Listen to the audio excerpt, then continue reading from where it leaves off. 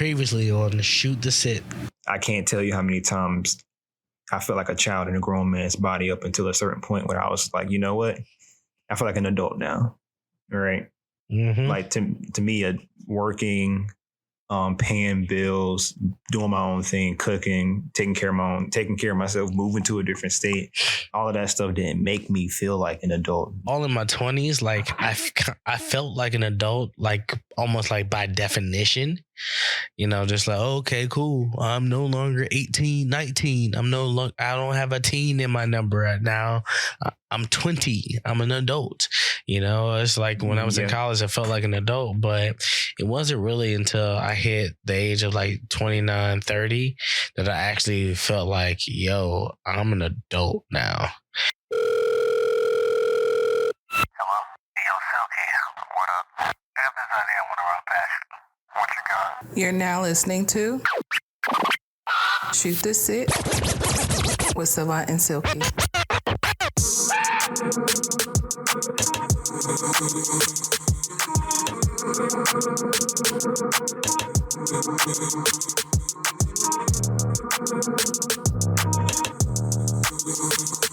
And let me segue into this question then, because you had brought us something again that I find very interesting, and it just led me to ask you another question. Question is growing up mean becoming an adult? Like, do you have to grow up to be an adult, or is there a certain kind of, because I've seen this I wouldn't say trend, but I see it all the time where people are like, look, I feel like a grown ass child right now. I'm just, you know, I'm 28, I'm 29, I'm 35, and I still feel like a kid right now who needs to call their mom to set up appointments and things like that. You know, so is growing up a part of being an adult? I guess I can ask you, is growing up a requirement to be an adult? Man, as you was asking that question, I felt so certain in my answer. I was like, yeah, duh, because you just answered it. Like, you can't be like, you're so heavily reliant on your mom and also being an adult. But at the same time, I think about just like, let's say a really, really healthy relationship that you may have with your parents. It's like, well, why wouldn't you call on them? They're there for guidance. They're there for help. Like, parenting doesn't stop just when you become an adult. And I'm like, okay, would I call my mom if I could at age 40 or 50 and still ask for help? It's like, maybe. It may not be physical help, but it might still be mental and emotional help. Yeah. So, sure. But let me ask you then, what do you mean by growing up? So let me answer the question then, right? So I think growing up is an important piece, but I don't think it's a requirement, being that there are things that may seem childish to some, but not to others. Right. So like, let's just say for instance, like playing video games. I play video games a lot, more than I would safe to say more than the average person. But there are just some people out here in this world that are just kind of like, yeah, y'all need to grow up and stop playing video games. Yeah, y'all need to grow up and stop watching anime. Y'all need to grow up and stop watching cartoons. See, but I think even those are bad examples, because I feel like you, like, as soon as you said you play more than your average person, I'm like, I don't know. There's a lot of gamers out there. Like, the gaming industry is pretty big. And then you say anime, True. I'm just like, yeah, there's a lot of adults who watch anime. You know, it used to be more of a kiddie thing, but now it's pretty big deal. With that being said, what do you think changed? Like, at what point did it stop? At what point did it stop being kiddie for you? Well, I'm gonna say that this might be a little bit off topic, but I kind of feel like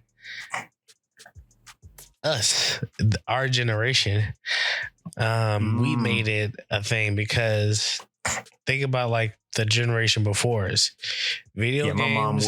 My mom wouldn't be caught watching anime. My dad wouldn't be caught watching anime. My mom watched Scooby Doo. She likes Scooby Doo. She'll watch cartoons if I'm watching cartoons, but she's not watching cartoons. Exactly, but it's not like she doesn't like anime or whatever. She just didn't grow up with it.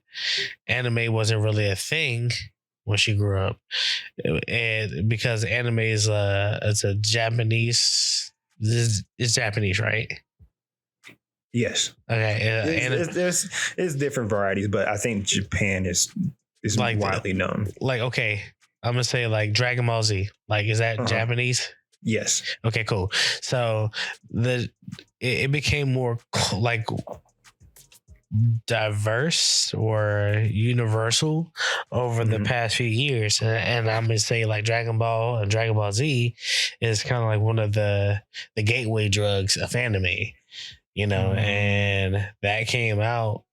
I don't know what year, but I'm gonna say I think 90s, maybe 90s. Well, okay, early yeah. 90s. If we want to say Dragon Ball, we're gonna say late 80s, early 90s. Yeah.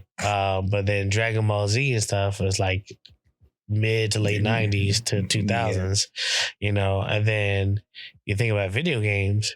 Going back to the last conversation we had, the peak gaming era was around the PS1, PS2 era.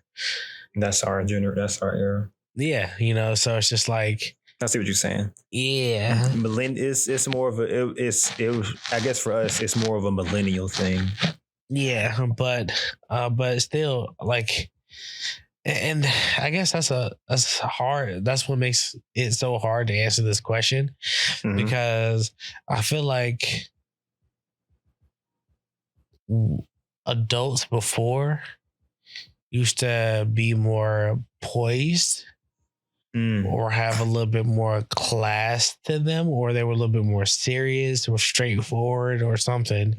Okay. And I feel like the adults now, we're more lax, we're more jokey. We watch anime, we play video games. I feel like we even go to clubs and bars differently in this generation versus our previous generation. Yeah.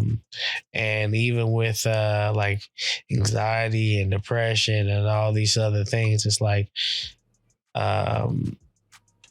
it's hard. Like, let's just say like a person can be like super anxious and super depressed, so they end up staying with their parents longer. Versus like back in the day, you kind of didn't have a choice.